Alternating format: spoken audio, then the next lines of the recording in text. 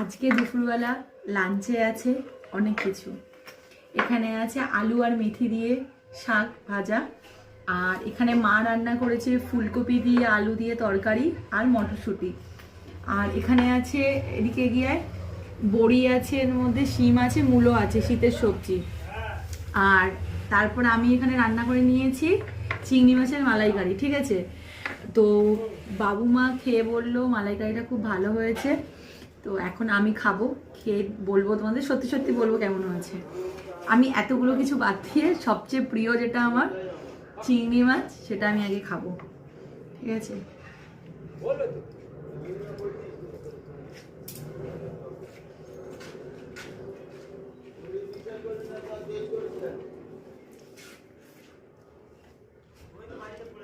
ভালো হয়েছে, সত্যি সত্যি ভালো হয়েছে।